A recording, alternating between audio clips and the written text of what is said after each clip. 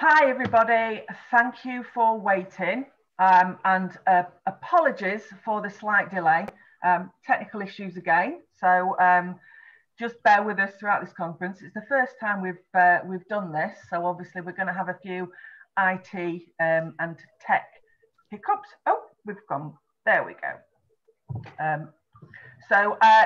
This session that we're going to do now is on policy and funding for sporting heritage. As you can see, we're going old school. So actually, we've got no presentations. The whole hour and 25 minutes that we've got left is really for questions from delegates. But before we start, I just want to do a little bit of housekeeping for everybody.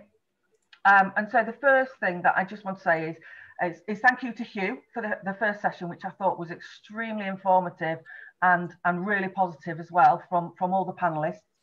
I also want to say thank you again to our conference supporters, the Core Creative and Studio MB, who are supporting this digital conference. So thank you again, guys. And if you've never heard of the Core Creative or Studio MB, please do look at your e-packs because there's some flyers in there about the work that they do and how they can support the sector.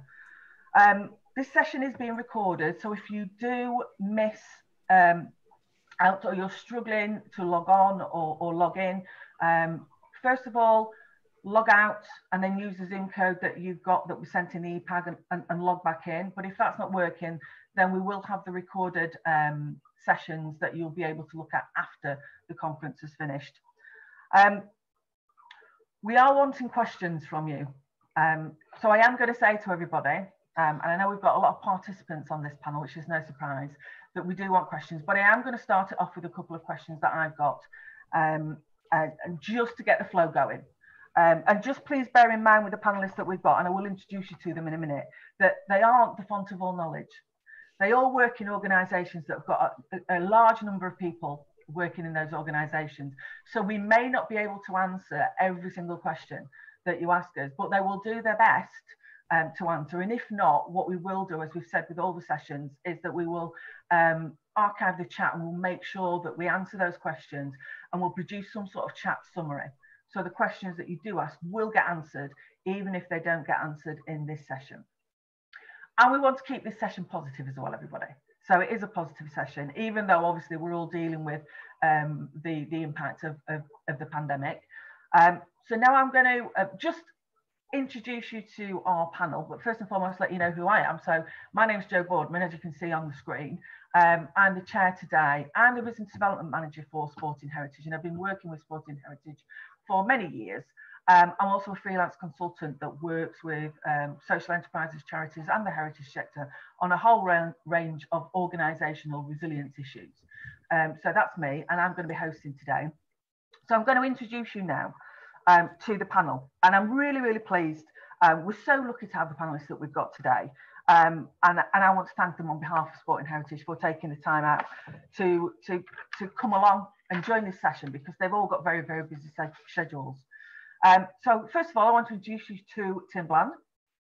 So Tim, there waving. So Tim supported us at last year's conference. It's great to see him here again. Tim is an engagement manager at the National Lottery Heritage Fund in London and the South area. He's been in post for 4.5 years, and pre-pandemic, his role was focused on supporting organisations to create successful projects. I suspect, like quite a lot of organisations involved in funding agencies, he has also been involved in focusing on getting the emergency funding and the recovery funding out to the sector. He's also just about to complete his MA study in history, which is included a placement at Exeter City Football Club Museum. So it's really good to see Tim. Our next panellist is Jacob O'Sullivan. So Jacob is a collections and interpretation manager within the museum development team at Museums Galleries Scotland, who support over, and Jacob will tell me if I'm wrong, who support over 400 museums and galleries across Scotland in a whole range of different areas. And he's been in the role since 2016, and his key responsibilities include creating events and information exchanges on collections and interpretation topics. managing how Museum Galleries Scotland interacts with subject specialist networks, and working with groups in the process of developing museums, and managing the Scottish Government's recognition scheme. So really great to see you here, Jacob, as well. And our final panellist, so last but by no means least, is Zelina. Zelina Garland Rowland, who is the Senior Manager for the Collections and Museums Programme at Arts Council England. So Zelina currently oversees the accreditation scheme, designation scheme, and collections related funding programmes and projects that aim to make more dynamic use of and increase participation with museums and collections. Post-pandemic, like Tim, Zelina and the Arts Council England obviously have been prioritising emergency and recovery funding for the sector. And Zelina's background is curatorial practice, and she spent the majority of her career working for Birmingham Museums Trust and City's collection of art, history, science, natural science and world cultures, initially as a curator and then most recently as curatorial and exhibitions manager. So thank you, panel. So I'm going to kick off and start with a couple of questions. So firstly, and if I can go around all the panel individually, my first question is, from your perspective, what are the key funding and policy priorities for the sporting heritage sector and also the wider heritage sector, especially in light of the impact of COVID-19 and the sector's recovery moving forward? Because obviously the sector is having to deal with lots of flux and change with regards to policy and funding. So it'd be really useful to know from your perspective what the key priorities are. I'll start with you, Jacob, really, if you don't mind. I'm going to start from the left and work across. Yeah, that's fine. Can you hear me okay? Yes, yes. Brilliant. I've got one of these funny earpieces which sometimes don't sit right, but I'll carry on. Yeah, so I mean, that's a good question and a big question, and I think I'm going to sort of answer based on this extraordinary year in particular, I think, because the sort of second half of the question, you know, in light of the impact of COVID, I think is probably the most important thing that MGF has been diverting our funding towards and our support towards, and this is reflected within the sector, the whole sector, the whole heritage sector, I'm sure, and I'm sure this is kind of reciprocated across the whole of these islands. So basically, as Museums Galleries Scotland, all of our funding this year has been changed and diverted in light of COVID and the impact of lockdown. And I suppose the massively changed context in which the whole heritage and museum sector is operating now. And this change in funding perhaps has been welcomed by some, not welcomed by others, but I think it is an inevitability and a real need that arose this year very suddenly, you know, for everybody. And I'll sort of answer two sides. I mean, the funding side I'm less directly involved with in terms of work. It perhaps would be more the policy and support and collection side. But inevitably in the way that we work and hopefully the way the sector works, obviously the two are massively connected. So yeah, I think in terms of looking at what we did pre-COVID, the priorities that we had was really primarily, in fact, I think entirely project funds, and entirely based around this kind of continual improvement idea around kind of the museum sector as a whole, quite loosely connected to often the areas of improvement around accreditation. And we did have a small bit of funding available for non-accredited museums as well, but it was all entirely project. So, I mean, any Scottish museums in the audience will be really familiar with our previous funding streams, but just for some context, we had the small project fund, which was up to £10,000, which is small projects. Museum Development Fund, which was the more developmental one, which again, project funding, and was all about taking a strategic step forward, which was the priority. And then there was the Equipment Fund, the Achieving Accreditation Fund, and the Subject Specialist Network Travel Bursary. So these have all been diverted and changed very suddenly this year. And it's all rather up in the air about what will happen going forward, because of course nobody knows when this terrible pandemic is going to sort of sort itself out. However, all of these were aligned to our national strategy. So the national strategy was obviously consulted on in depth several years ago, and there are delivery plans based around this, which come out every 5 years or so. And I suppose the reason for listing these is to really emphasize how different and responsive our current approach is, whilst remaining appropriate within the previous levels and reasons for funding. So what we're doing at the moment, the currently open funds are the COVID Adaptation Fund, which obviously is about trying to help museums reopen in whatever this new normal is. The Recovery and Resilience Fund, so this has been a big one for us. This is open only to independent museums, but it's really about trying to see them through until March next year. That's the recovery side of recovery and resilience. And then to enable them to be more resilient museums going forward, so that they can weather this obviously difficult and changed context in which we're all operating. And this is a different one for us because it's open equally to accredited and non-accredited museums. And also the staff of MGS kind of had a bit of a shake-up around this. So I was brought in as a development officer for certain museums, which is a new way of working for us. And it's all about really, I suppose, safeguarding and recognizing that museums are massively important to the communities they operate within, and that these communities would be worse off if the museum, for whatever reason, wasn't able to continue to operate in this difficult time. This was only open to independent museums, and I suppose in a bit of a response to this, we've recently also opened our COVID-19 Museum Development Fund. So this is very similar to the Museum Development Fund that was open previously, but it's directly about addressing the impact of COVID and lockdown, and it's about thinking of sort of projects that will work through this. And this is 60,000 that's available, and this is open to local authority museums, ALIOs, university museums. So really, it's about meeting the needs of those museums who couldn't be met in the Recovery and Resilience Fund, which was only in independent museums. So these are all our current open funds that are there at the moment. The future is still massively being decided. Obviously, it's massively a changing context continually this year. It's a changed funding environment which reflects the really changed sector and world. And this was really important to respond to. You know, there are very few areas of the sector which haven't been affected by COVID. There are very few areas of MGS work which hasn't been affected. And we felt that this really needed to be responded to in the fund. And I think in terms of looking at the priorities and concerns that we're asking for in terms of funding and continual development, this is massively reflected in the sort of policy situation that we're operating in as well.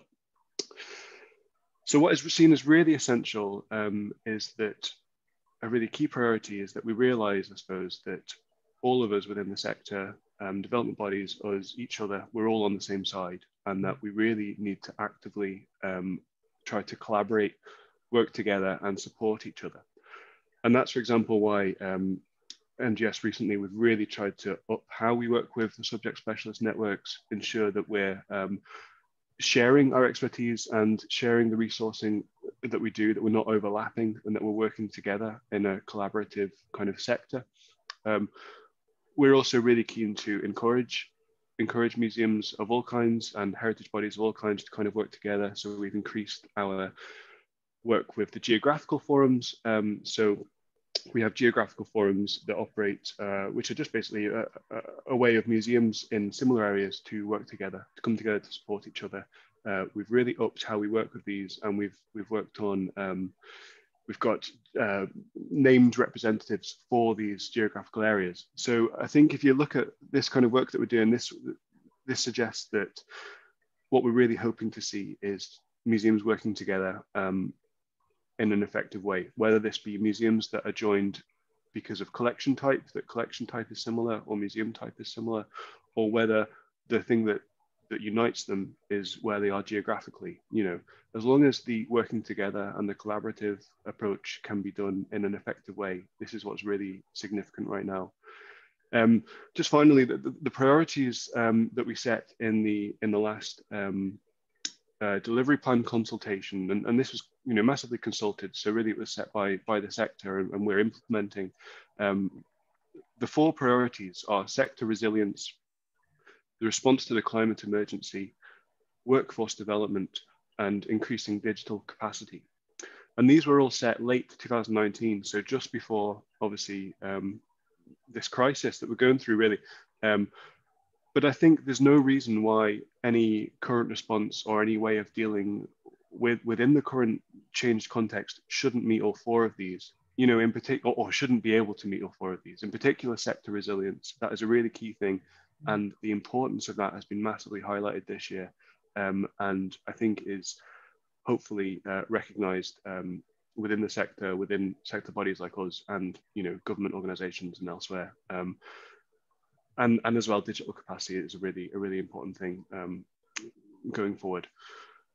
So yeah, I suppose in a kind of rambly way to sum up, our funding has changed, but our support hasn't really, because actually there's a lot of crossover between what our funding does and what our kind of more policy support developmental work does, and all our priorities can still be assigned the same importance in this obviously massively changed context in which we work. No. Thank you, Jacob. I think it's interesting to hear you saying collaboration is key, because I think that's going to come across throughout the whole of this conference, about not only collaborating from frontline organisations, whether they be museums or subject specialist networks or other heritage organisations, but also infrastructure support agencies and funders, realising that actually, in order to manage the situation that we're in, this new normal, collaboration is going to be something that everybody needs to be doing.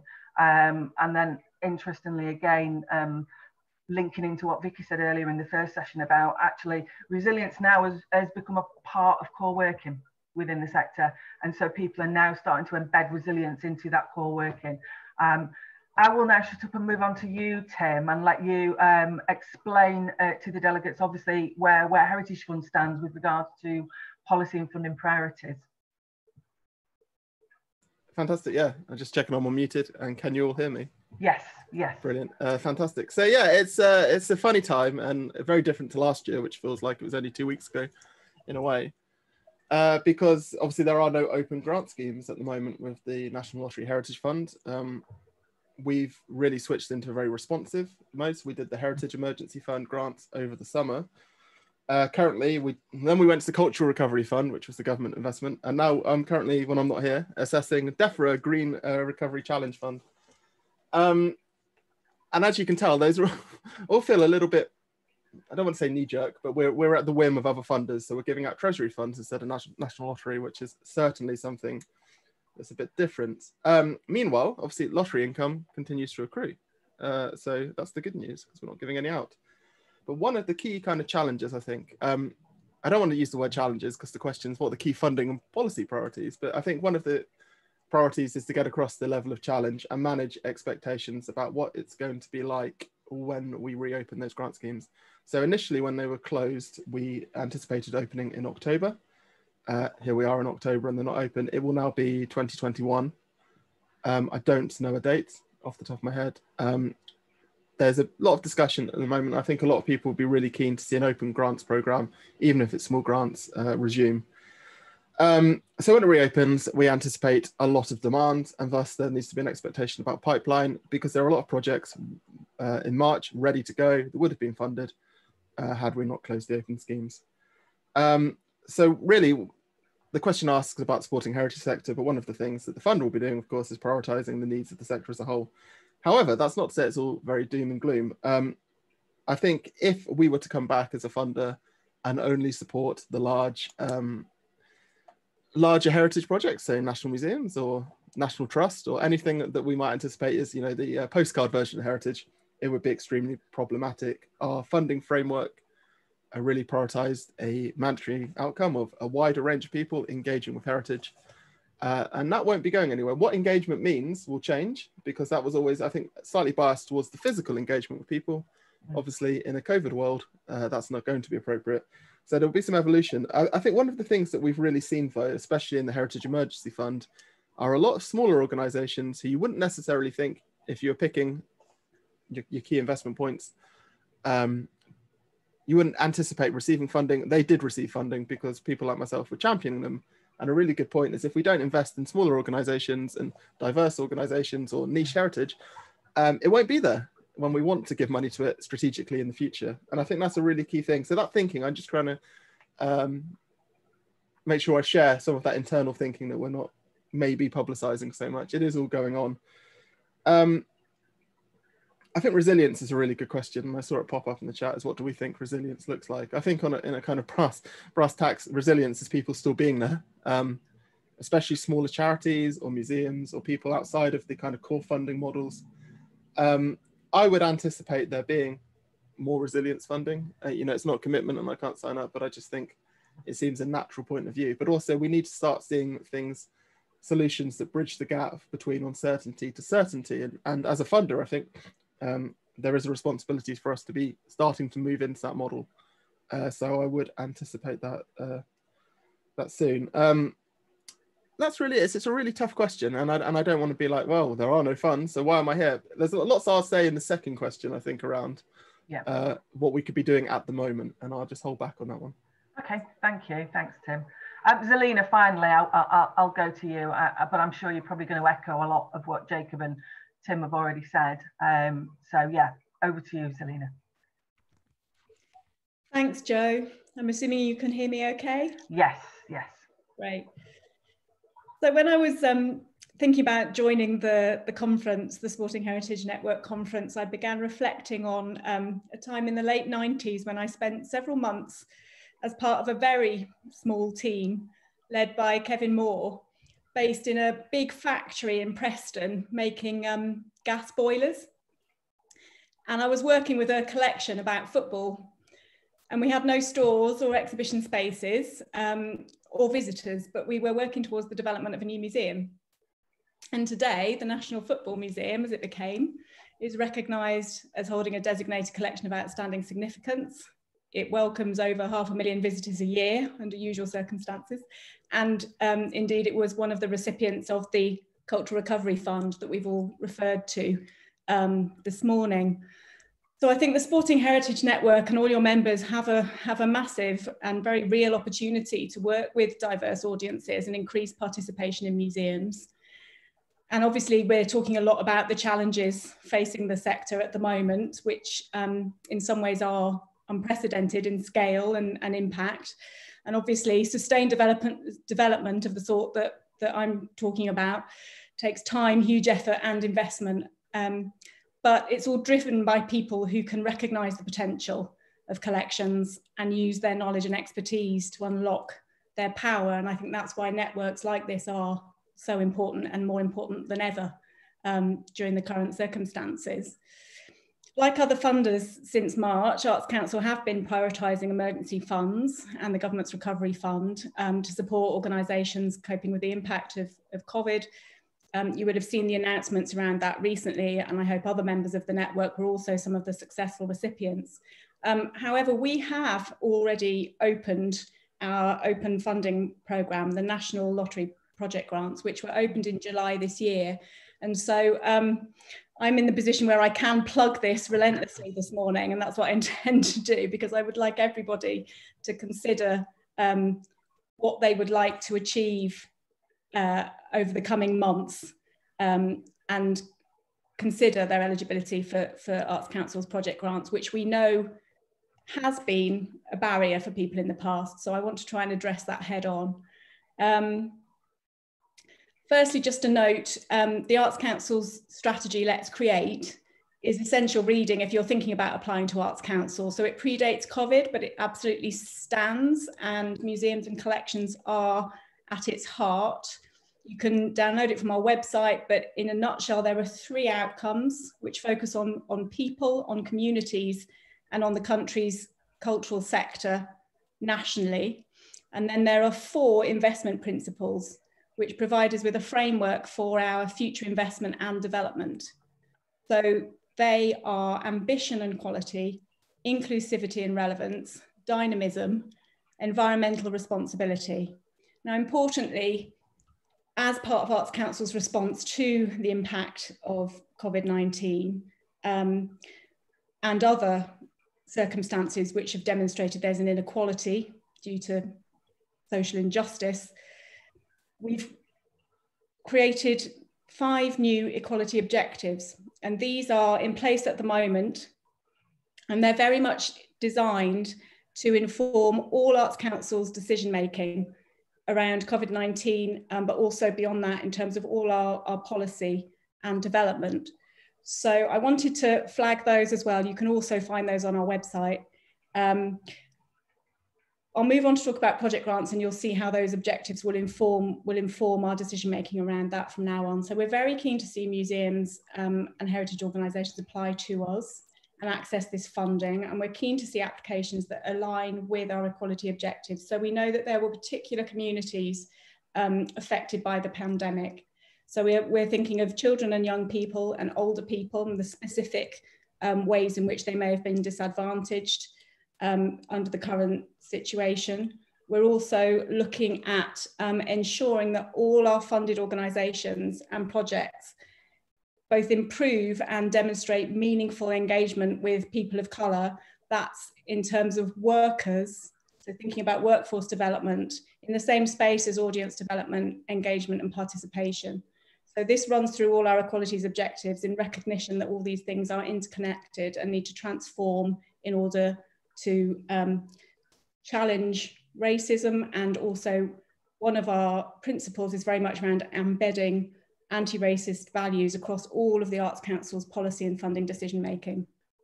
So that's looking at that in the round in terms of Arts Council's organisation internally, and all our practice, but also how what those expectations are of funded organisations from now on. The beauty of project grants is that it's an open fund, so you can apply at any time. There are no specific deadlines, and you can apply for projects between £1,000 and £100,000, and indeed over £100,000, which are positioned slightly differently. So the important thing is to look at all the guidance which is published on our website. The thing about project grants as well is it has enormous breadth. So it is designed to be open to all the art forms that Arts Council supports. And this is where I need to really emphasise that you will be eligible as an accredited museum at the moment, and you have to ensure that your activity benefits and engages with accredited museums. We do review project grants on an annual basis anyway, and obviously at the moment that's a very active process because as the other speakers have said, we're trying to keep step and be informed by and responsive to what is actually happening in the sector at the moment. So there may be changes from April. What I'm talking about now is particularly in relation to the coming months up until the end of this financial year. Another significant change that I need to flag is that we've removed the need to find 10% match funding until April. So you don't actually have to have any match if you're coming in at the moment, right. Different to the past. And the turnaround, depending on how much money you're asking for, the turnaround will be either 6 weeks or 12 weeks. And it's important as well, I think, to say, you know, we are actively trying to encourage museums to apply. They have had the highest success rate of applications to date. So thinking again in Arts Council terms across all the art forms. The thing to remember with a project grant application, the clues in the title, it has to be framed as a project. So time limited with a beginning, a middle and an end, and clear outcomes. And there are 4 criteria that everybody works to: quality, public value, management and finance. And the last 2 are really about reassuring us and giving us the confidence that you're in a position to manage that money effectively and responsibly and according to the project plans that you've submitted and agreed with us. It's important to say though, we're also very mindful that sources of funding to support museums to respond to the challenges of the pandemic and recover from the crisis at the moment are quite limited.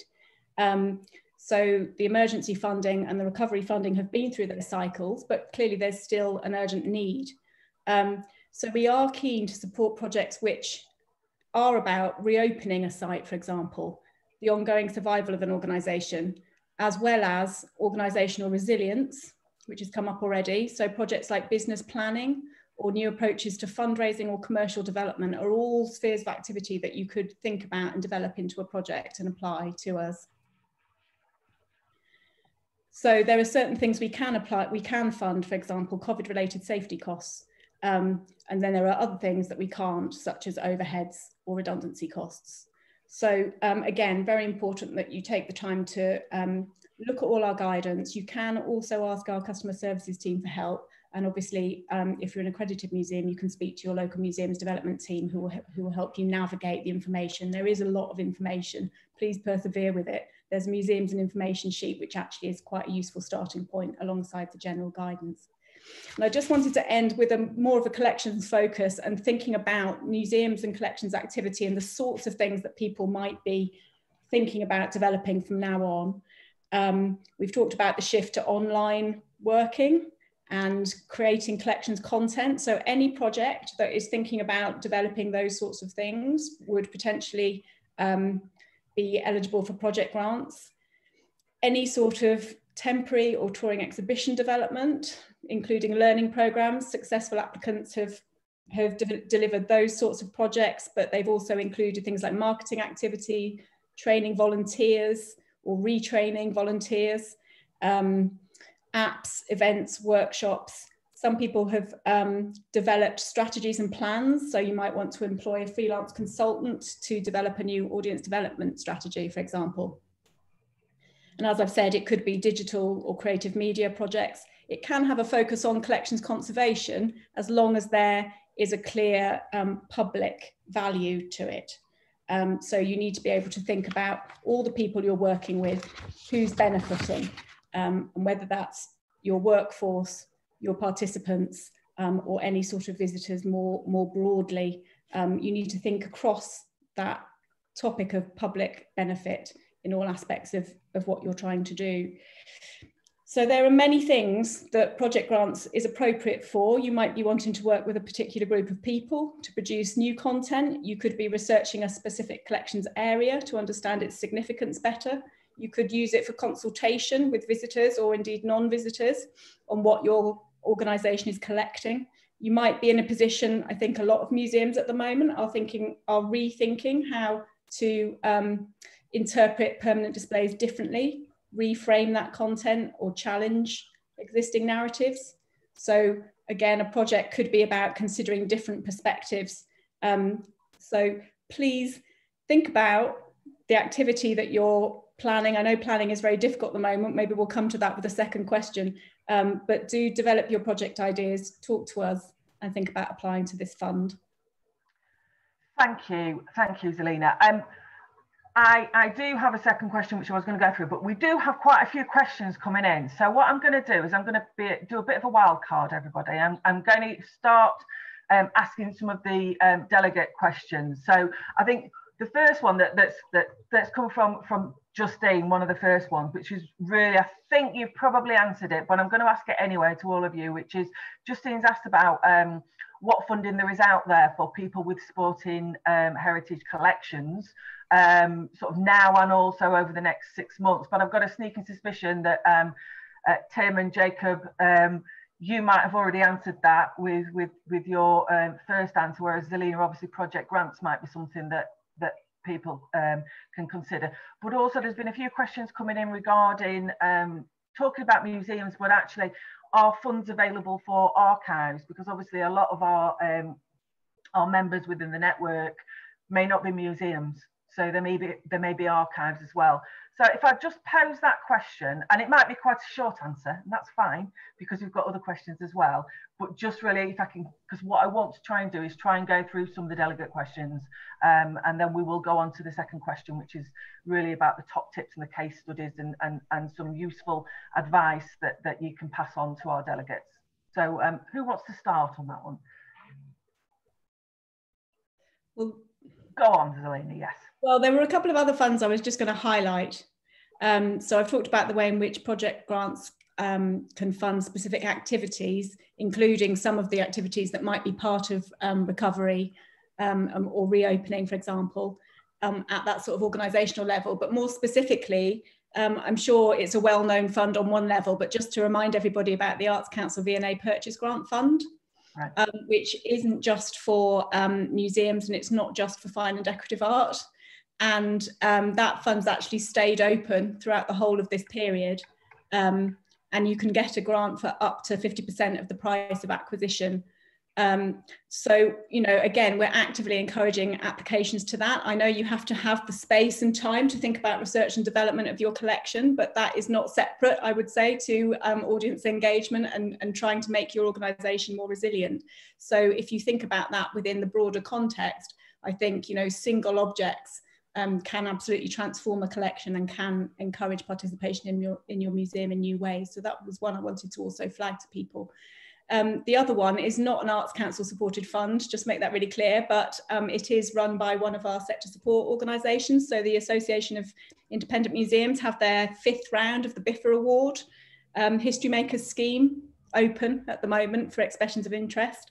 And that's got a really, really interesting focus, and I'm sure some of the people listening have experience of it.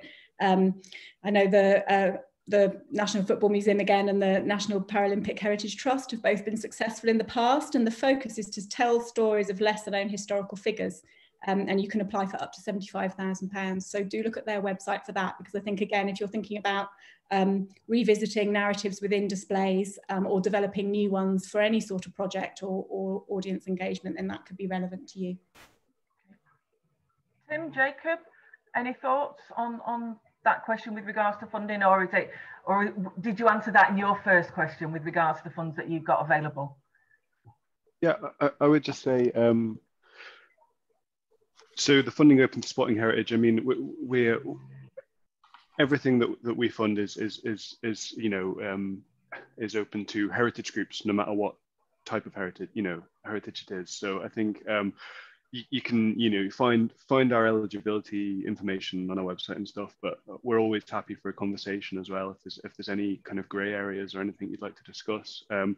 We don't fund archives directly, but again, we would, that's funding. I mean, it's less perhaps tangible, but we can certainly offer some support or some conversations. You know, quite often I've had a lot of conversations with archives who have somehow inherited a few objects, you know, things like this. And definitely from that side, we're really happy to provide kind of more informal support around there, or advice or anything in that respect. But we are, you know, we are museums and galleries that we would work with quite specific. Tim, anything to add to that, or have you? No, sadly not in terms of funds that are open. Just watch the space. Watch our social media, our Twitter accounts, or the website, because it will change and update soon. Okay, I'm going to keep going on with the delegate questions if everybody's okay. I know it's sort of taken us off our original agenda, but I think it's really useful. A question that's coming from Isabel, saying that she said it might be a naive question. No question's naive, Isabel. I think it's a really good one. She'd like to know what the panelists think basic heritage sector resilience looks like. I suppose it's no one size fits all, but it'd be useful to know. And again, sort of leads into the second question that I was going to ask you anyway, about sort of top tips and priorities and things that you think might be key indicators for organisations when they're looking at future resilience. And I think Vicky did talk, you know, she touched on that in the first session where she was talking about how they've had to review and revise with regards to their upskilling and take sort of resilience on board. So have you got any top tips for our delegates with regards to, from your organisation's perspective, the key areas that you think are things that people should be considering when it comes to future resilience?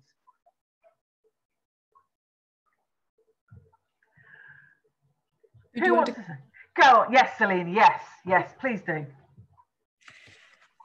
Yeah, well, this is the question, isn't it, at the moment, I think. And Arts Council works very closely with lots of sector support organisations, so the Collections Trust, AIM, as I mentioned, and Museum Development Network, and many others. And we hear a lot about how organisations are adapting and how they're finding increasingly creative ways to continue to access their collections and also reach audiences and indeed sort of increase audiences. So the shift online is one example of that. But they are all facing existential challenges, if not immediately, then, you know, at some point in the future as well.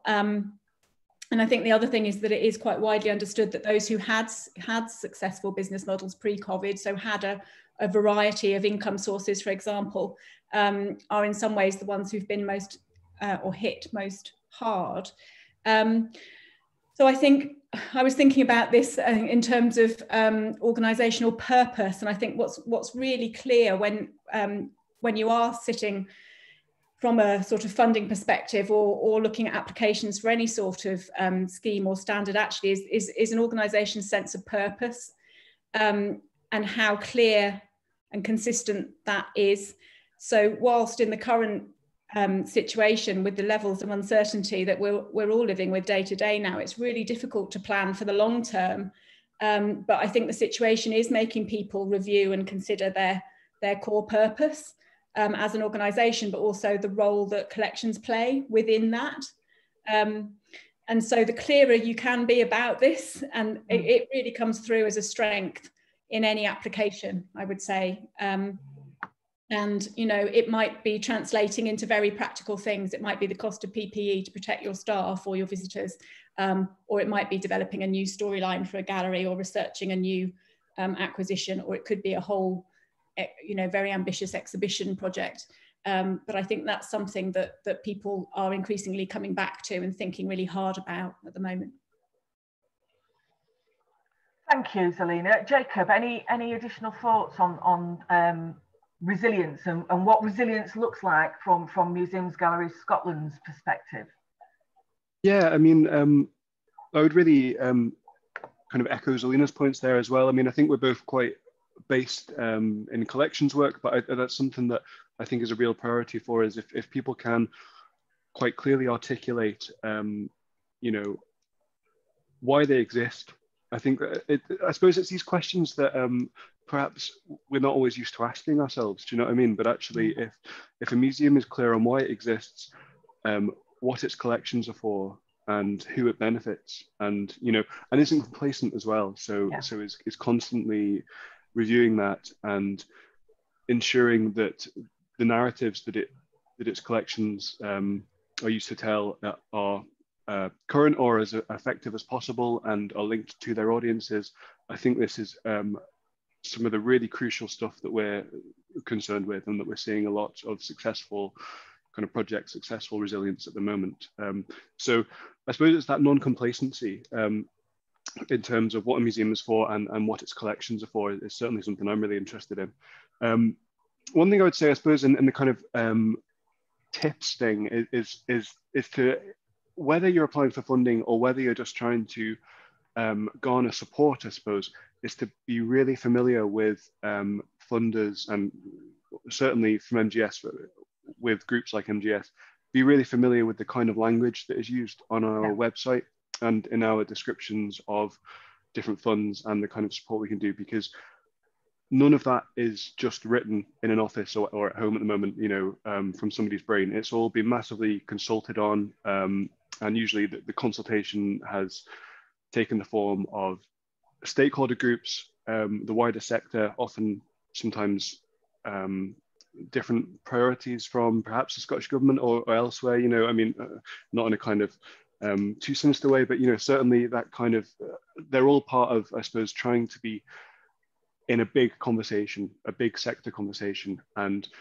if you can appeal to that language and use that language and feel okay with articulating how your museum or your collection meets the priorities discussed in that language of funders and funding websites, then you're also inevitably meeting the sort of priorities and importance of the wider sector, I think, because all of that comes from conversations with the wider sector.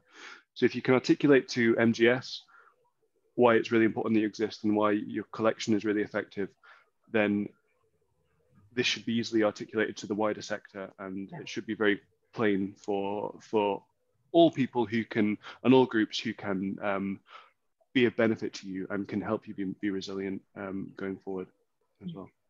Thank you, Jacob. Tim, have you got any other little gems of advice that you can add into what Zelina and Jacob have already said regarding resilience? Yeah, definitely. I think probably I come from it at a different, less collections focused perspective. So for me, a collection is great, but it's nothing without people. So a lot of what I would consider resilience is how do we continue to engage people with heritage collections and with things to ensure that, you know, the value is received. I think there's a few things that, you know, I've kind of written down. So the first is people. Who are you engaging with? Why are you engaging with them? And who are you not engaging with? And I think sometimes certain parts of the heritage sector are quite reticent to kind of go outside of their box. I think that's got to change, to be honest. You know, there's possibilities to engage with everyone. I mean, we assume sporting heritage is a niche. It really isn't. Sporting heritage is the door that opens up all sorts of social heritage and engagement that way. You know, I think Exeter City Museum Trust is a good example of how they've done that. One of the questions that comes up, and it kind of touches on resilience, is people asking, is sporting heritage considered a proper heritage? Well, of course it is, you know. I'm really passionate about not being a gatekeeper. And I would tell any project I'm working with to say, you know, it's for you to define the worth and value. I'm not assessing that. You know, if you come to me and say, this is valuable, means something to people, and it's got that wide reach and it cuts across, you know, demographics, absolutely no one's going to turn around and say, no, no, it's not. And I think having that confidence, actually, that's one of the things I think, and, you know, it touches upon that sense of purpose, but have confidence in the things that you know are valuable, have that value. A lot of the work around that Exeter City Museum project started from a sense that they had a wardrobe of things, a cupboard, and they thought it had value, but they couldn't define what that value was initially. And I remember Gabriella spoke a lot about that last year at the conference, just on YouTube. It's a good video, go have a look. But sometimes that's all we have is a sense that something is worth exploring and sharing, and we have to follow that one through. I think it's a lot, you know, through lockdown, COVID, etc. There was a rising about social change in the country. We started to look at diversity and inclusion a lot more in response to things that had taken place. And those strands should absolutely continue to be pursued. I think those things will make your organization more resilient in a Heritage Fund perspective, that willingness to adapt to meet a changing world, or simply that the old order as it was is not sustainable, was never really sustainable, and culture evolves, and organizations have to move with that. And I think sometimes when we are a bit reticent or lacking that confidence, we want to stay with what's safe. We've got to evolve. Heritage has to evolve. It has to break out of sporting heritage is just for, you know, white men with beards like me. It's nonsensical, really. It cuts across so much more widely. And I really see the resilience in connecting that to kind of the social change. I've written down, it's my favorite buzzword at the moment. It's the radical local. We were all stuck in lockdown and we're forced to reconnect with our local environment. Let's not lose that once we move. Let's continue to dig in. There's a lot of very good heritage practice happening outside of institutions and organizations on Facebook groups that are just sharing old photos and stories and memories, often that cut across sports, you know, and it should 100% be pursued. Brilliant, thank you. I'm going to add my 5 pence into this as well, being somebody that's worked in organisational resilience for way too long. But I just want to say that, yeah, everything that you've said, I would totally and utterly agree with. And I think what comes to mind, what springs to mind is that case for support, is knowing what it is that you want money for, and also making sure that you have those robust plans and policies and strategies in place. And I think, if anything, the pandemic, as Vicky said earlier, it's forced us into having to look at that more quickly, because perhaps we didn't have time to do that before because we were all too busy doing our day jobs. Whereas now, I think with the pandemic, that's had to be looked at, and things like risk management plans and business plans, and repivoting what it is that you do, embracing digital and looking at the different ways that you can engage with audience, all helps to actually look at implementing your case for support and knowing what it is that you want the money for, who it is that you're going to be engaging with, why you're doing it, and why you've got that unique selling point, why people should be investing in you. And I think the other thing for me as well, with regards to the heritage sector, and I will mention, I'll go to another question in a minute from a delegate, is that one of the things that I've seen from strategic funders over the past year or so in the heritage sector and arts sector is that willingness to look at different ways of helping organisations look at generating income and embracing income diversification. So social investment for me, I've seen so many heritage organisations, and I will say, Tim, Heritage Fund, spearheading a lot of projects where they're embracing social investment and getting organisations to look at different ways of generating different types of income. And I know it's been difficult with COVID because of reduced resources, but I think the fact that organisations are investing time and effort in revising plans and revising structures and strategies, that helps moving forward. When we do move into a better position in this new normal that we're in, that when they do move forward and there are projects in place, that actually you're better positioned. So I think it's that case of knowing what it is that you want the money for, being very clear about who your audience is, and being very clear about who it is that you want to engage with, and all those sorts of things help you then to develop that structured case for support. Yes, Selena. Can I just chip in there? Because I think what you've said is really important around planning, and also don't forget the funders. So a point about flexibility. So the funders will also be flexible, and you need to build that flexibility into your planning right now, because we're all experiencing constant change.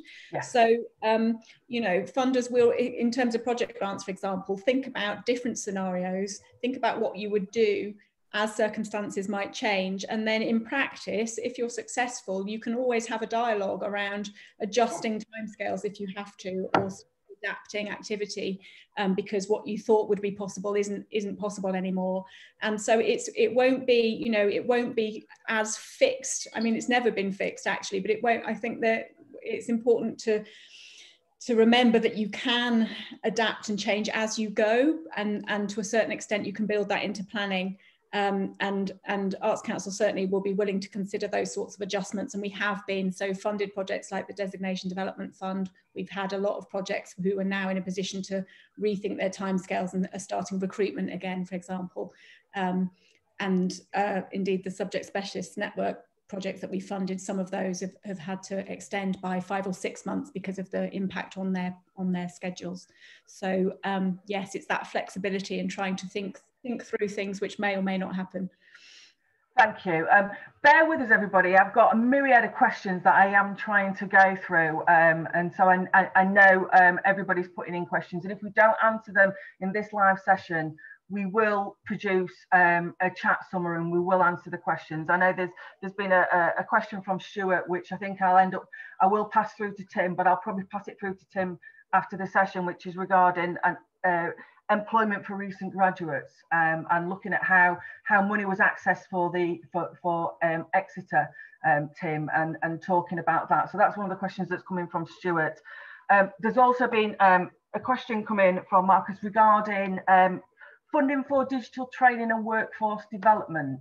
Now I know there are programs out there. Can you highlight which programs that you've got that do support that currently, and whether there is anything that's going to come up in the future that might support funding for digital development and workforce development? Because obviously we've been talking about the need to embrace digital, and it seems to be sort of one of the pivotal areas at the moment for the sector to embrace. So any information or advice that you can pass on to the delegates there? Tim, do you want to start with that one? Yeah, we've just gone through a digital campaign, even through COVID actually, and they've just given out, I think, the latest Trench 3 funding. But what that's done is kind of culture shift in our organisation towards kind of digital upskilling as a key thing we can fund, a key aim of our funding. So when we reopen, absolutely, yeah, you should be looking to upskill digitally. I'll come on to it later on when we speak about the question too. I've got a few digital things there. Very quickly on the funding for my placement, I went as part of my my MA. I was very, very fortunate. The work just let me go. So wasn't specifically funded, so I can't answer that one. But yeah, no, definitely digital key. Please do it. Please include it in your thinking. And, I think stay open to possibilities of it. It's a very rapidly evolving sector. You're never going to know everything. So you just you want to stay on the bits you're comfortable with and can, find your own solutions from. Jacob, Zelina, have you got any programs that are specifically supporting digital training and workforce development around those areas that you could pass on to delegates at the moment? I was just going to say, like, I mean, so much, like I say, of our funding is in response to the current situation, and we'll see how things develop. But I mean, I'm kind of seeing that digital training and workforce development.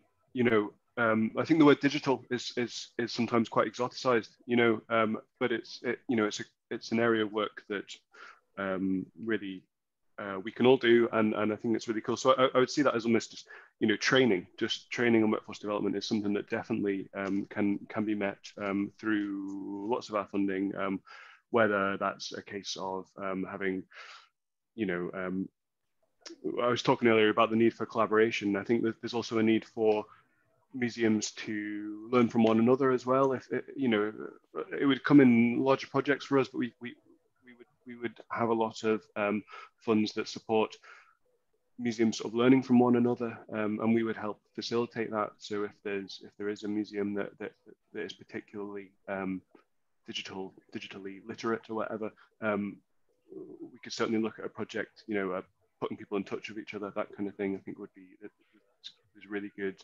room there for that kind of mutual learning from one another, which I think sounds great. But yeah, I think if we talk about digital training, if we see it as just training as usual, that is certainly the kind of thing that can come through a lot of our funding. I think if that, you know, if that is what is needed. Brilliant, thank you, Jacob. Zelina, anything to add to that? Yeah, so Arts Council's developed quite recently, in recent years, a digital champions network, and their role is to support organisations and funded organisations in their skills development and building that confidence and literacy. And I think, as you've said, Jacob, in terms, you know, digital can be used as a catch-all for all sorts of different types of activity, and some are more collections focused than others. But I would encourage people thinking about you know, not necessarily thinking of it as separate, a completely separate activity, and thinking about, again, project grants, because you can build that in. It could be a strand of a project, or it could be a project in itself, and it could have a training and development focus, or it could have a collections focus. So I think, yeah, thinking creatively about how you use digital, and I'm going to plug the Collections Trust here, because they have this very, very useful, they have a lot of resources on their website for collections in lockdown, but they've done quite a new thing, which I think is really, really interesting and helpful and easy to sort of look at for inspiration. It's called On Display Online, and it's looking at developing collections content and putting material online, but in 12 simple different ways. And then each of those 12 ways, you've got 3 or 4 case studies of museums of a range of types and subjects. Often smaller museums who are using free open access sorts of software, and you know, right up to very ambitious sort of employing software developers and so on. But I think it's important to unpack it a little bit and think there is that huge spectrum of activity. You know, social media is just one of those ways of engaging people. And so I'd recommend that you have a look at those and spend some time looking at those case studies, because I think that's really, really helpful if you're thinking about how to develop and reach new audiences and increase participation. Thank you. I think digital is really important, and it's interesting. Marcus has raised it as well, saying that actually within the current situation that we're all in, I mean, I'm sat here in Sheffield, and I'm in tier 3 here in sunny Sheffield, but I think that the problem that you've got is public perception of wanting to go through a door to a museum, or whether it's an archive or whether it's a gallery, and feeling that confidence. And I think actually that digital freedom allows people to do that. Like Vicky mentioned earlier, that actually, you know, we should be valuing our digital audiences as much as our physical audiences.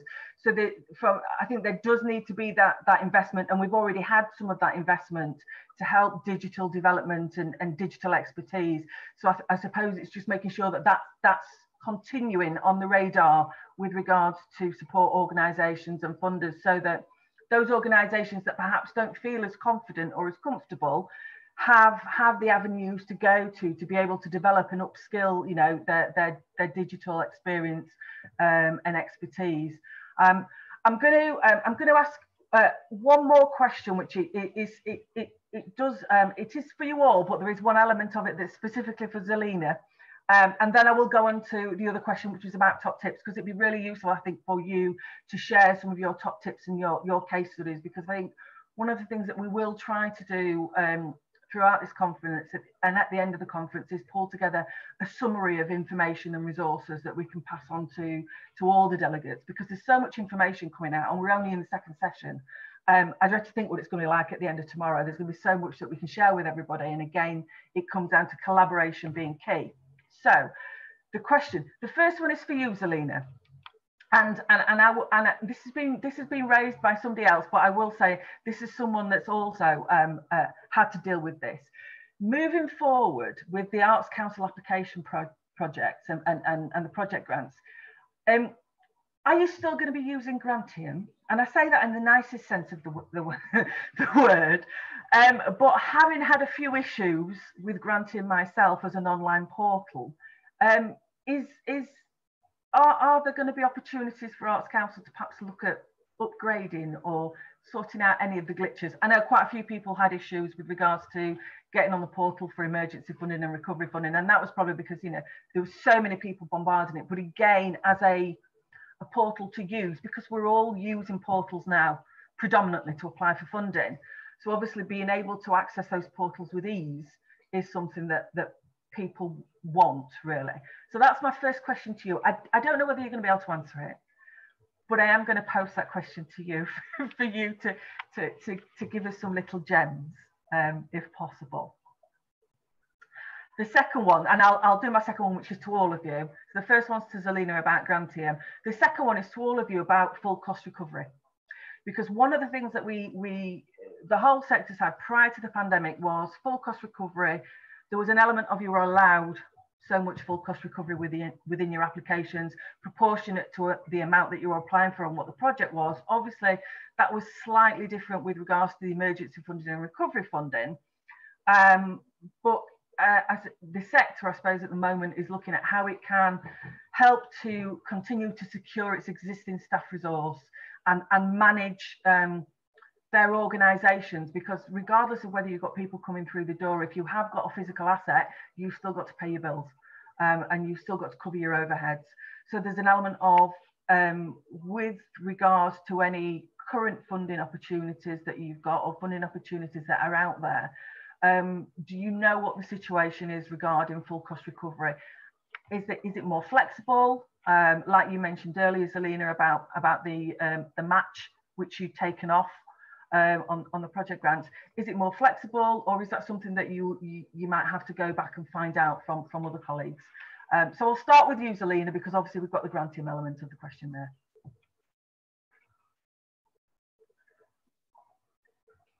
Thanks, Jo. Obviously, as an Arts Council representative, I love talking about Grantium, and this question comes up a lot, so that's why I smile. For the foreseeable future, I think the answer is yes, we'll all be using Grantium. The other thing I would say is that we are well aware of the fact that it can be a barrier for people, and we are trying to do everything we possibly can to make that less annoying, basically. What our Director of Investment always says, and he's fairly robust on this, and obviously he gets this a lot as well, is that the costs of creating Grantium, it's not that long ago that it was actually sort of established for Arts Council, and the costs are considerably less than what went before.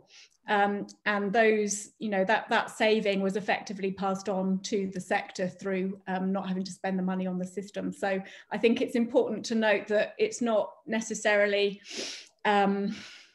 simple or straightforward to change the system, and it would cost. And there is a relatively, it's not my area of expertise, but I understand there is a relatively limited marketplace in terms of where you would go to get a system that can do everything we would want it to be able to do.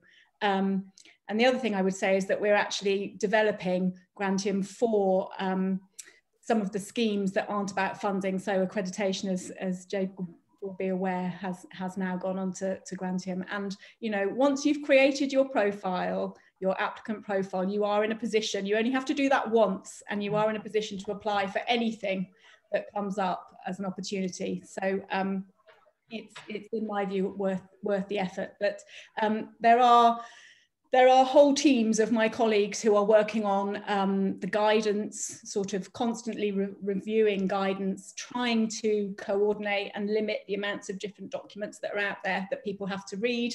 And I think the other thing is that people do apply to project grants more than once. You do get used to the process and you do learn from the process. And I think, again, I wouldn't want museums to be put off because other art forms are quite relentless with their applications for project grants, and you do get feedback when you apply, and you can reply again, not simultaneously, but you can continue to apply. And it's actually a way that, again, it's this distinction between projects and ongoing organisational development, but I think they're a really important tool in building organisational confidence and accessing the funding. So at the moment, I'm afraid it is what we have. Yeah. Thank you. Full cost recovery, guys. Who wants to start us off on full cost recovery? Tim, any thoughts about full cost recovery, whether that, you know, obviously within the Heritage Fund's current situation at the moment, it was different with recovery funds and emergency funds. Do you think that might change? Do you think there's going to be any opportunities or for more full cost recovery for organisations as they are currently struggling? Yeah, no, I think it's really key to say that we as an organisation understand that need of the sector. Full cost recovery has always been in kind of what we can do, as long as it supports the projects in a very project-based world. There's always been that kind of, I don't want to say uneasy balance between core funding and project delivery. We're not a core funder historically. It'd be pure speculation if I said that's going to change, but absolutely, I think we're aware, and the people who need to be having the conversations are probably having those conversations at the moment about how we potentially support that need, because it is a really key need. Everybody says it, open grant programs and core funding. Yeah. So it would be weird if I said, well, no, we're going back to your world. But wait and see. And I know that's a frustrating answer. Sorry, it's frustrating to have to give the answer. We did say at the beginning of this that you know you're representative of your organisations, but you're not the font of all knowledge. So therefore, the information that you can give is you know it's within your current role remit, and any questions that we've got, obviously we can go back and try and answer them as best we can after the session. Jacob, have you got any further thoughts on full cost recovery from MGS's point of view? I was going to say my answer, I'm afraid, might be quite similar in terms of I'm not a member of the grants team, and I wouldn't want to you know give too much info here, but we can certainly you know I can find out and reply as much as possible later on. Brilliant. Okay, sorry. Yeah, no, listen, that's understandable. I'm going to quickly move on to, and we're just looking at the time as well, because we've got about 15 minutes left. One of the questions that I had for the panel, and it leads in from some of the information that came from the first session, all the really useful web links and signposting and things that Vicky and Andrew were telling us about the work that they're doing. So what I'd like to ask the panel is, leading on from obviously the first question where we were talking about your priorities within funding and policy, is whether you have any further detailed thoughts on best practice or case studies, or again, signposting or websites or other contacts or organisations. And I know you've mentioned some of them, but if there are any key ones that you can think of that would be really useful for our delegates, because I think, I'm going to say again, collaboration is key, and I think if we can share best practice and share knowledge and share experiences, then actually it enables all delegates and everybody to be able to look at things in a different way, to look at where people have actually done projects and programs, looked at when things haven't worked and things have worked. And I think if we can share all that and be open, then it will help us all moving forward and help us all when we're looking to become more resilient. So I'm going to pass over to you for any thoughts on case studies or top tips that you have with regards to funding, resilience or policy, really in the work that you've been doing within your organisation. So I'll start with you, Jacob, if that's okay. Yeah, definitely. I mean, I won't have any in this kind of post-COVID or continual thing we're going through, any kind of solid case studies. But what's been really interesting is, I spoke earlier about our Recovery and Resilience Fund and the fact that a lot of MGS staff have been involved in being development officers in this fund, in applications, in a way that we previously haven't. So that's been, what's been really interesting is seeing applications come from a small idea, into becoming an actual application, and talking through applicants about why they're having these ideas, and what might best work. So I don't have any, because I'm not sure exactly where the applications are at in terms of if they'll be approved or not. But some of the things that really, I suppose, excited me as a development officer when talking about potential applications were people who had looked at the impact of COVID and lockdown and whatever new normal we might emerge into, looked at the impact on that museum and on their museum, and really thought quite differently about what they had and how they could in some ways make the best of it, or some ways, in some senses, use it to their advantage. So I'll have to say, without naming any names and stuff at the moment, because a lot of these aren't approved, but some things that were, I think, really exciting was that there were a few museums who all through lockdown realized that they had quite good open ground, either out the back of the museum, or they were on quite a lot of space. And perhaps this will be similar for some of the audience here, have quite a lot of outdoor space.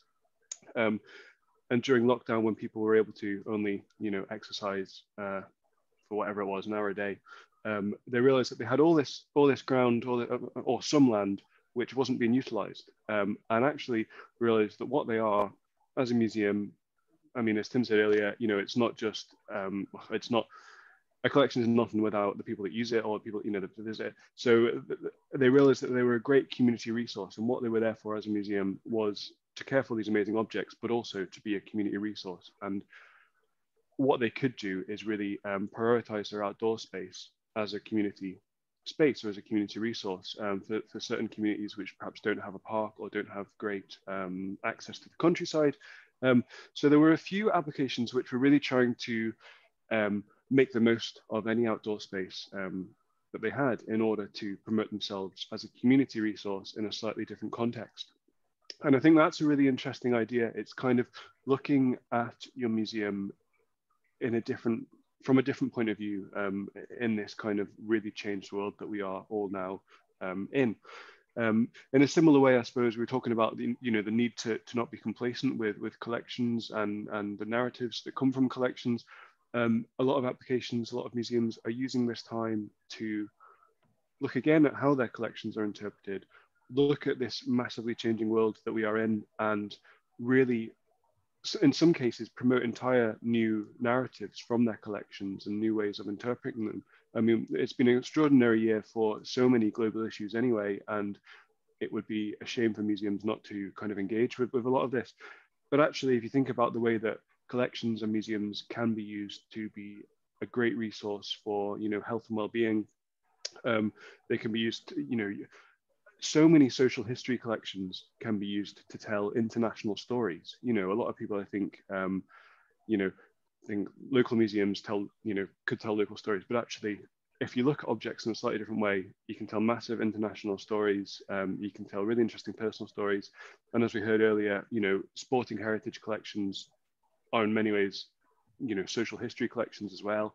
There's so many big issues that can be engaged with collections. And I would say now, if you're doing collections work, or if you're thinking about reopening or existing in this new context, now is a good time to think about your collections in a new context, and think about your purpose as a museum or as a heritage group in a new context, and prepare whatever normality we are going into, which is very changed. Use your collection or your museum or your heritage group in a different way to respond to this. Thank you, Jacob. Zelina, if I can go to you next, your top tips or case studies or signposting for things that you think would be really useful for our delegates. Yeah, so sort of building on what Jacob said, really, one of Arts Council's equality objectives that we're working to at the moment is improving access to the sector for disabled, neurodivergent and deaf workers, their audiences and participants. So I think that seems particularly relevant to this network. And I wanted to mention sort of alongside that, the Museum and Heritage Access Survey report, which Vocalise have just published just this week, I think, recently. And that was actually a survey that was undertaken in the year prior to COVID, but the point they're making is it provides a really useful benchmark for measuring against sort of pre-lockdown activity. And beyond that, it just provides a lot of evidence and ideas for organisations who are wanting to improve access across the whole sort of range of access, because as we know, the sort of, as we've said, the physical threshold and site-based approach is being challenged very much. So I would recommend that to everybody. There's a link to that on their website. You can download the report there. And some of those, again, are ideas and things you can put in place on a low budget. You know, they're accessible and creative solutions to things. They don't need a lot of major investment. So I wanted to flag that. And then in terms of, yes, thinking differently about your collections, your interpretation and trying to bring in different perspectives, the National Archives have 65 online guides on their website, which are research guides for people who are wanting to use original records. There are all sorts of subjects. It's not just births, marriages and deaths. It's, you know, politics, migration, and they are running really useful sessions. There's one on researching Black history coming up next week, which again, I would sort of encourage people to engage with and develop your skills in those areas. And I think provenance research is something that we know people find it difficult to prioritise, but actually it's at the root of a lot of creative thinking around collections development and interpretation. So there is a lot out there in terms of resources to help you with that. And the other one I wanted to mention, sort of in a similar space, is the Curatorial Research Centre and Tamina Goskar's blog, which I just think is really thought-provoking and useful and insightful. And she talks about various ethical subjects. She talks about decolonial practice, and she has really interesting sort of thoughts for curators. So I think there's just so much out there actually for people to explore and use to inform their own practice. Thank you, Zelina. Tim, last but by no means least, your little gems of wisdom, please, for our delegates before we sign off for this session. Cool, fantastic. I'm going to post a link in the chat. It's about eco-museums, which is a concept comes from France in the 70s. It's really always strikes me that I always find really relevant when talking about any kind of heritage collection at the moment is the traditional museum definition is a building and collections and experts and techniques. Whereas the eco-museum flips it, so it's defined territory, its heritage, its memory, and its population. So it's a way to link people to have ownership of their own heritage, to develop their own themes and responses and take it forward. And I really see this in a case study at Exeter City Museum Trust, where you have the football heritage, you have the physical site heritage, you have the St James area, which surrounds the stadium. You've then got sporting memories. You've got Andy's Man Group, which is a group for people to talk about mental health.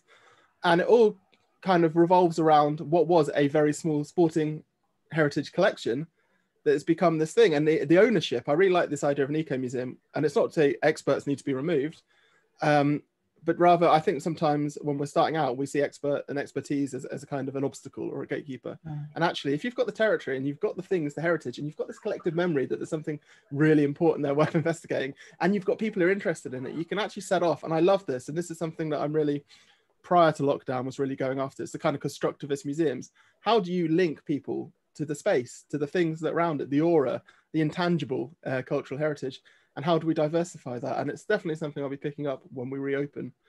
And I love talking about these things. I think anything that you have a kind of like an inkling, it resonates with you on some level, we can find a project there. And, you know, we can use digital ways to do it. And Exeter City Museum, obviously it's a physical building, it's a football stadium, but it exists in a digital format. There's a very active website, the Grecian Archive. And I'd really recommend go and check in that one out. And I'm very biased because I live in Exeter, and I've not even mentioned Exeter Chiefs in this whole in this whole session. But it's a really good example, and a really interesting point is they're a League Two football club whose history isn't full of successes and cups and trophies. So it's not drawing on that master narrative of success. And actually, a lot of sporting heritage is what happens underneath, you know, almost the annals school of history. This is the underflow. It's about people participating in things that have meant something to them and continue to mean something. And that's where I see we can all really design these projects, you know, that celebrate and share. And that's me. Thank you, everybody. I'm just gonna give you a few snippets of from my perspective, from working in not only working in heritage, arts and sporting heritage, but also sort of working with charity and social enterprise sectors. So talking about you know, opportunities for people to access information. And I know, you know, Vicky was brilliant in the first section talking about she was going to share her digital strategy, which is fantastic. But there are lots of organisations out there. And I think the one thing that I've seen over the lockdown and over the pandemic is the wider sector's willingness to share information and support. And I think there's so much out there at the moment that's free. So if we're talking about resilience and we're talking about things like where, you know, getting plans in place, looking at structures, looking at systems, looking at, you know, different ways, different templates and top tips. I always raise, and Justine will probably laugh at me, she'll be sat laughing at me, but I always talk about, you know, don't think that third sector support organisations can't help you as well with different things. So things like business planning, governance, looking at income diversification, looking at financial management. So organisations like the National Council for Voluntary Organisations, Small Charities Coalition, National Association of Voluntary and Community Action, all these different infrastructure organisations, as well as your museum development networks and TNA or Archives Record Association, all these organisations have lots of free things that you can access, especially if you're struggling with planning and systems and templates and things like that. Then what we will try to do, and I'm saying this without even asking Justine, but I'm sure what we will try to do is put together a really useful resource list for everybody you know, at the end of this conference on a whole range of areas relating obviously to each of the conference sessions. But yes, can I just say thank you so much to our panel for taking time out of your days, your very busy days, which are now after the recovery funding and the emergency funding, you're still trying to deal with all that, and we really appreciate you coming on board and especially taking questions from our delegates. And I will say to the delegates as well, if I haven't asked your question to the panelists, I do apologise. We just had quite a few questions come in, and we had a few questions as well before. What we will do is we'll be getting in touch with the panelists after the conference so we can get these questions answered, and then we can summarise that in a chat document for you. But before I go, what I do want to say as well is that there is, once I end this session, there will be a little survey which you will have seen at the end of the first session. If you could fill that out, that's really useful. It really helps us. It helps inform what we're going to be doing moving forward, whether we're doing things right, whether you want Sporting Heritage to do something else or help you in different ways. So I know it's not a massive survey, so if you could please fill that out before logging off and going to get your lunch, that'd be really useful. It is lunchtime now, so you can all go and have your cups of tea and your sandwiches. But I will say, come back this afternoon. We've got 2 concurrent sessions this afternoon. So within your EPAC, you should have all had your individual Zoom links. And I know we did ask you to sign up when you signed up on Eventbrite to a specific session, but you don't have to. You can choose which session you want to join this afternoon. Just click on the Zoom link, and both sessions this afternoon start at 2 p.m. So please don't forget and come back to us, because we've got lots more to discuss today, and then again continuing tomorrow. But yes, thank you again everybody for all your efforts, all your inputs and all your time over this 1.5 hours. Thanks for having me. Thank you. Thanks guys. Yeah, thank you. Yeah, very much. Thanks. Back to the bats now and the bat assessments.